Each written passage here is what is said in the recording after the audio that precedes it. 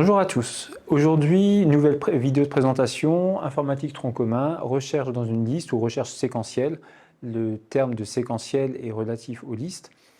Et nous allons voir donc aujourd'hui, une fois n'est pas coutume, plusieurs algorithmes de recherche sur la liste parce que, première chose à comprendre, il n'y a pas qu'une seule manière de chercher un élément dans une liste. On peut vraiment obtenir une dizaine, quinzaine, une vingtaine de manières différentes de chercher des éléments dans une liste.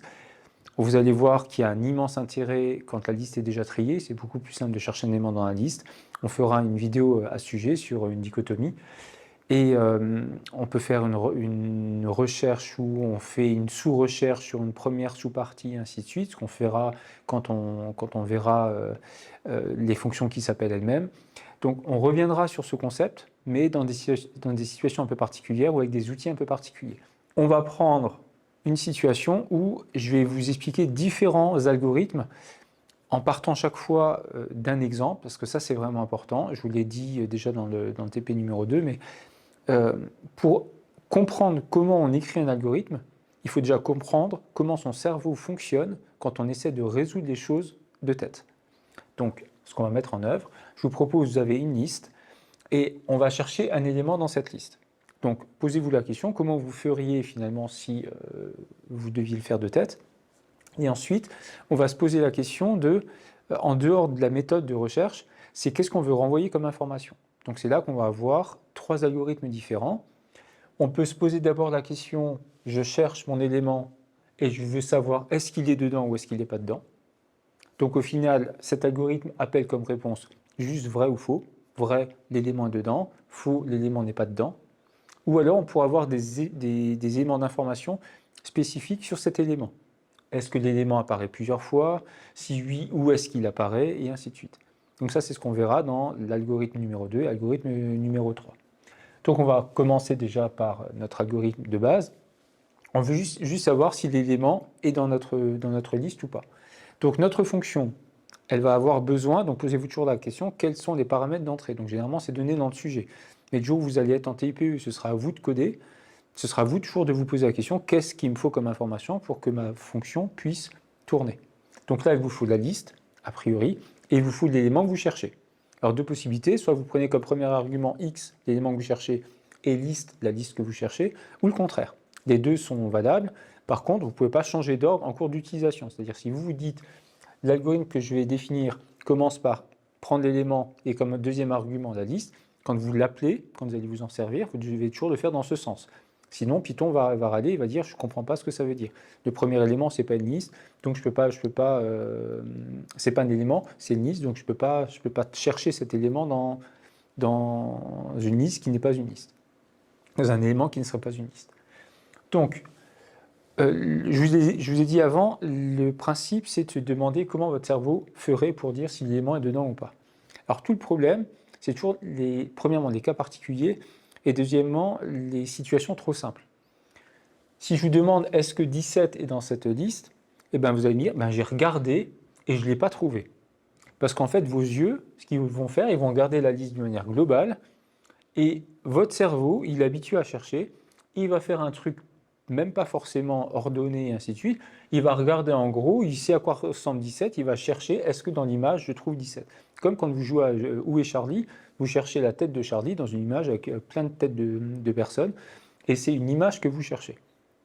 Maintenant, on peut se poser la question, que se passe-t-il si j'ai la même chose mais avec 1 million de termes? Comment vous feriez? L'idée, a priori, ça va être de dire, je vais prendre les éléments de ma liste, les uns après les autres, et je vais regarder chaque fois si je trouve 17 ou 38 ou 39 ou un élément quelconque.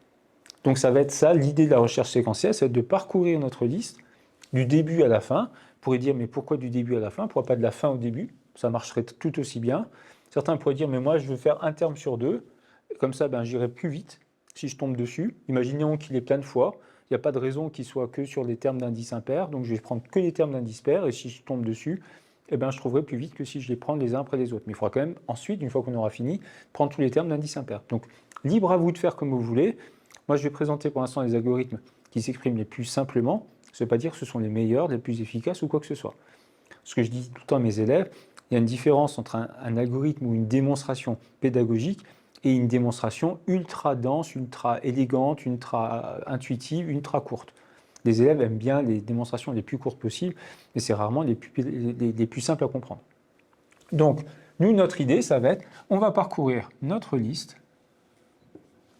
Pour parcourir notre liste, on va devoir regarder cet élément, puis cet élément, puis cet élément, et ainsi de suite. La question est, que fait-on si on trouve? Donc nous, ce qu'on veut, c'est un algorithme qui nous renvoie juste vrai ou faux. Vrai, l'élément est dedans, faux, l'élément n'est pas dedans. Donc on peut dire, on va parcourir toute notre liste, et une fois qu'on a parcouru, quand on parcourt notre liste, donc on va regarder chaque terme, et on va chaque fois regarder, on va tout le temps faire la même chose, c'est l'idée qu'on doit avoir, c'est on va regarder, est-ce que le terme que je suis en train de regarder, est-ce qu'il vaut la valeur que je cherche? La valeur que je cherche, on va l'appeler x, et donc on va regarder, est-ce que mon élément de liste qui se trouve à la ième place, je suis en train de parcourir pour un i quelconque, est-ce que mon élément à la ième place, est-ce qu'il vaut l'élément que je suis en train de chercher? Alors là, j'utilise liste crochet, c'est du code Python. Donc si je continue à utiliser du code Python, c'est le double égal pour... Ça, c'est un test. Revenez sur les tests. Il y a une vidéo de test dans la playlist sur le Python de terminal, de lycée en tout cas, qui vous réexplique ça. Donc, si ceci est vrai, c'est que je l'ai trouvé, et je vais pouvoir dire en sortie, j'ai trouvé. Et donc, je renvoie true pour vrai. Donc, l'idée, c'est de se dire, voilà, je reprends cette même instruction, et je vais la faire encore et encore et encore. Donc, l'idée d'une boucle pour i qui commence à quoi jusqu'à quoi. Et donc, c'est là qu'il faut savoir que les indices d'une liste commencent à 0, puis à 1, puis à 2, puis à 3, puis jusqu'à, attention, si n, c'est la longueur de la liste, ce qu'on appelle len de liste, le dernier terme, comme on commence à 0, ce sera le terme d'indice n-1. Donc, on fera une boucle pour i allant de 0 jusqu'à n-1. Ça, c'est si on veut faire une boucle for, où on va tester tous les éléments les uns après les autres. Après, on peut se dire, mais c'est un peu dommage de faire une boucle for, parce que je risque potentiellement de parcourir tous les éléments, et si je cherche finalement 6, je vais vite tomber dessus, et je vais continuer à regarder si l'élément est encore dedans. Donc, on pourrait, plutôt que de partir sur une boucle for, on pourrait partir sur une boucle while, en disant, on va faire la boucle, et cette fois-ci, on va faire la boucle tant qu'on n'a pas trouvé. Donc, tant que ceci est faux, je continue. Sauf que je ne peux pas continuer tout le temps. Il faut aussi que je continue en faisant attention que i ne sorte pas de l'élément de ma liste, parce que sinon je vais essayer de prendre l'élément d'une liste qui n'existe pas. Et là, Python, ça, il n'aime pas. Il n'aime pas quand vous prenez un élément qui, par exemple ici, si vous faites liste crochet n, il va râler. Liste crochet -1, ça ne le dérange pas, parce que c'est une technique qu'il a acquise pour partir de la fin, mais liste crochet n, il va râler. Donc, on a besoin d'avoir une double contrainte, c'est que i doit être plus petit ou égal à n-1, et ce truc doit être faux. Et dès que ce machin est vrai, cette condition est vraie, ben dans ce cas-là, on va pouvoir arrêter notre recherche et dire on a trouvé l'élément qu'on cherche. Donc deux possibilités, soit une boucle while, soit une boucle for. Dans les deux cas, votre i il doit valider cette contrainte. Dans les deux cas, c'est une boucle, et dans les deux cas, on fera ce test. C'est juste la structure globale de l'algorithme qui va changer. Donc là, vous voyez une implémentation possible. Je vous propose une implémentation avec une boucle for. Vous aurez tout à l'heure, pour une autre version de cette recherche, une implémentation avec la boucle while. Une boucle while, donc vous pourrez adapter, c'est un bon exercice, adapter cet algorithme avec une boucle while plutôt qu'avec une boucle for. Donc on reprend toujours tout ce que vous devez connaître déjà de l'algorithmique, le def pour définir une fonction, le nom de la fonction, entre parenthèses, les arguments qu'on cherche. Donc nous, on appelle x l'élément qu'on cherche, liste, la liste dans laquelle on cherche ces éléments. On ferme les parenthèses pour fermer la liste des arguments. Double point pour finir la définition de def, et ce qui nous permet de faire un retour à la ligne au passage. Ensuite, on rentre dans notre boucle for. I, on avait dit avant, aller de 0 jusqu'à n-1. Donc, vu que i va de 0 appartient à 0, n-1, c'est qu'on veut que finalement, les éléments on part de 0, on va à n-1, et que n ne soit pas pris. Or, c'est exactement ce qu'on doit mettre dans un range. un range, on doit dire, si on n'a qu'un seul argument, l'argument c'est la première valeur non prise par notre boucle en commençant à 0.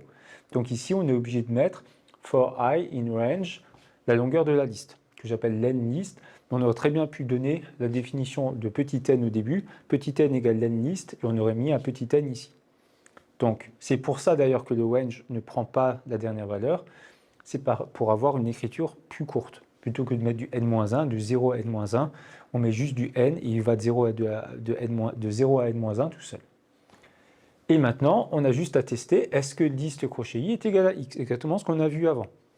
Maintenant, il y a une petite variante, petite astuce que j'aime pas trop, mais qui est très efficace dans ces situations-là, que je vous déconseille vraiment de mettre en œuvre dans d'autres situations, c'est un return en plein milieu d'un programme.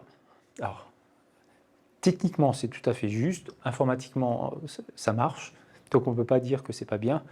Le seul problème, c'est que c'est une habitude que certains prennent, et quand vous vous retrouvez avec des algorithmes avec 200, 300, 2000 lignes, et que vous avez mis des returns un peu partout, le débugage devient vite horrible. Vous allez avoir des bugs à certains moments, et comprendre pourquoi la fonction elle sort, si la fonction elle sort à plein d'endroits différents dans votre fonction, ça va être compliqué de savoir finalement quand elle est sortie où vous étiez. Alors que si vous avez un seul return à la fin, ça marcherait très bien. Donc ici, c'est un avantage, c'est que de mettre un return en plein milieu, c'est imaginez avant dans votre liste, c'est le deuxième élément que vous cherchiez, et donc dès la valeur de i qui vaudrait 1, dans ce cas-là, je vous rappelle, i commence à 0, dès que i vaut 1, cette condition serait vraie, et bien c'est plus la peine de chercher, vu que nous on veut juste savoir si l'élément est dedans ou pas. S'il est plusieurs fois, ben, on s'en fiche, on ne veut pas le savoir pour le moment, on voudra le savoir un peu plus tard. Donc ici, ça, ce que ça fait, c'est que ça fait deux choses, c'est que ça renvoie true, et ça bloque la liste, la boucle, pardon. C'est-à-dire votre boucle for s'arrête. Maintenant, il faut comprendre que ça, c'est votre test. Si votre test est validé, on a ça. Là, on est dans la boucle for. Tout ça, c'est sur la boucle. Ça, c'est exécuté à chaque tour de boucle. En revanche, c'est si on sort. Ici, on arrive là, c'est qu'on est sorti de la boucle et c'est qu'on a parcouru toute notre liste, sans jamais être sorti avant. C'est-à-dire que quand on arrive ici, la seule possibilité, c'est qu'on n'a pas trouvé l'élément qu'on cherchait. Donc on renvoie false, parce que notre élément n'a jamais été trouvé. Alors, nouvelle idée maintenant dans notre algorithme de recherche, c'est on ne veut pas seulement savoir si l'élément est dedans ou pas, ce qu'on aimerait, c'est savoir quand il est présent, ben savoir à quel endroit il est. Ça nous permet derrière de pouvoir, par exemple dans des algorithmes de tri, on pourrait avoir cette idée de recherche, on cherche un élément, une fois qu'on sait où il est, et ben on le déplace pour, imaginons on cherche le plus grand, et on le déplacera à un endroit. Donc connaître l'indice de l'élément quand il est présent, c'est une bonne chose. Maintenant, la question est, c'est qu'est-ce qu'on renvoie quand l'élément n'est pas dedans? Parce que là, on commence à avoir des éléments de type différent. Si on renvoie false quand l'élément n'est pas dedans, et un entier, l'indice que l'on cherche, quand l'élément est dedans, on renvoie des éléments de nature différente. Alors Python, ça ne le dérange pas, mais la plupart des langages de programmation, ça les dérange. Ils ont besoin d'avoir toujours le même type de réponse dans un algorithme, quelle que soit la manière dont on parcourt un algorithme en fait. Donc, on a besoin d'avoir une réponse aussi de type entier. Alors, une astuce, c'est se dire, ben voilà, si je parcours toute ma liste et que j'arrive jusqu'au bout sans avoir trouvé, mon indice de boucle, eh ben, il va valoir n à la fin. Et vu qu'il vaut n à la fin, eh ben, je peux le renvoyer parce que ce sera un indicateur comme quoi eh ben, j'ai parcouru la liste en entier et c'est que l'élément n'est pas dedans. Donc, notre algorithme, maintenant, ce qu'il va faire, c'est qu'on lui demande de renvoyer l'indice quand l'élément est dedans et de nous renvoyer la longueur de la liste si l'élément n'est pas dedans. Pourquoi on fait ça? Je le réexplique parce que ce n'est pas forcément clair. C'est parce que ça nous arrange, parce que ça va nous simplifier le code. Si on demandait de renvoyer -1 par exemple, comme un code d'erreur, ben, ce serait un peu plus délicat que de juste dire on va parcourir la liste. Quand on arrive au bout, eh ben, c'est qu'on ne l'a pas trouvé. On renvoie l'indice qui est actuel, la valeur de l'indice actuel. Alors que si on est en plein milieu et qu'on a trouvé, on renvoie l'indice aussi. Dans tous les cas, on renvoie l'indice et on ne se pose pas de questions. Donc c'est juste le code d'erreur qui, au lieu d'être false à ce moment-là, sera la longueur de l'indice, mais ça aurait pu être -1 par exemple, ce qui est un très bon code d'erreur aussi, vu que -1 ne peut pas être pris comme indice entre 0 et n-1. Donc je vais vous présenter maintenant l'algorithme.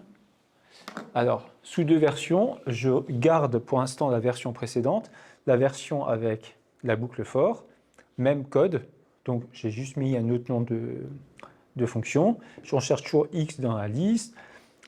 On continue à faire une boucle for pour i qui va de 0 jusqu'à n-1.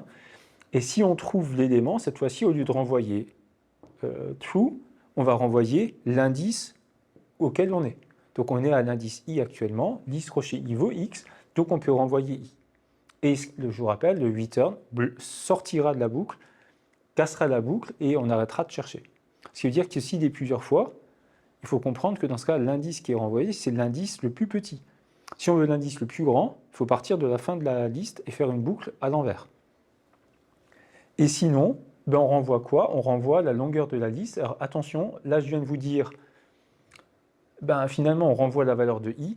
I, quand vous faites une boucle comme ça, si vous faites range, je vais mettre même 2 à p, pour i in range 2 ap, donc i va parcourir tous les éléments 2, 3 jusqu'à p-1, p exclu, je vous le rappelle, et bien i à la fin de la boucle, quand on sort de la boucle, i existe encore, parce qu'il a été créé en amont de la boucle, cette commande crée un i puis fait la boucle, et du coup i existe encore et vaudra p-1, vaudra pas p. Donc ici, on renvoie la longueur de la liste, sinon on aurait pu faire un return i plus 1. Ça aurait été exactement identique. Donc là, c'est un petit peu moins drôle avec la boucle for. Par contre, avec la boucle while, là, ce sera plus sympathique. Donc, boucle while, c'est on commence à l'indice 0. Et on a dit, avant, on boucle tant que deux choses. L'indice est strictement plus petit que la longueur de la liste, pour être sûr de ne pas sortir de la liste. Et x n'est pas égal à liste crochet indice. Donc là, je l'appelle indice au lieu de l'appeler i. J'aurais très bien pu l'appeler i, ça aurait été un code un peu plus court. Et ici, le indice plus égale 1, on avait déjà vu, je le mets en commentaire. Ça veut dire indice égale indice plus 1. Donc je prends la valeur d'indice et j'augmente de 1, c'est-à-dire je vais aller voir le prochain coup un cran plus loin. Et cette fois-ci, là, c'est intéressant, c'est que si je parcours ma liste et que x n'est pas dans la liste, ben, la première chose qui va être fausse, ça va être ça. Ça, ce sera toujours vrai, x n'est pas dans la liste. Par contre, lui, au bout d'un moment, il va être faux. Il va être faux quand indice vaudra la longueur de la liste.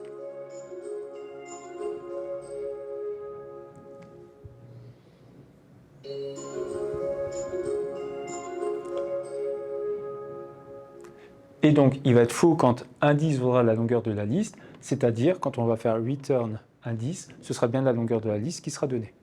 Donc là, on a deux versions différentes du même algorithme qui renvoient exactement les mêmes choses, une fois avec une boucle for, une fois avec une boucle while, et à vous de voir ce que vous préférez. Souvent, les élèves préfèrent cette version-là. La boucle while à créer soi-même avec l'indice qui vaut 0 au début et qu'on incrémente, ce qu'on appelle incrémenter, en cours de boucle, on pourrait se dire, tiens, c'est bizarre, là, il se passe des choses étonnantes. Sachant qu'il y a ce end qui est le et logique, c'est-à-dire le et entre deux grandeurs qui renverra vrai que si les deux grandeurs sont vraies. Bon, maintenant, je vous présente une dernière version de notre algorithme de recherche. Cette fois-ci, on ne veut pas connaître l'indice où l'élément est, quand l'élément est présent dedans, mais on aimerait juste savoir combien de fois l'élément est présent, ce qu'on appelle le nombre d'occurrences d'un élément, combien de fois il est présent. Et donc, je vous prends un exemple. Là, quand on prend une liste, souvent les élèves prennent des listes avec que des éléments différents, c'est-à-dire que l'élément il est présent qu'une seule fois. Là, j'ai mis un 39 deux fois, donc si je cherche 39, j'aimerais que mon algorithme me renvoie 2.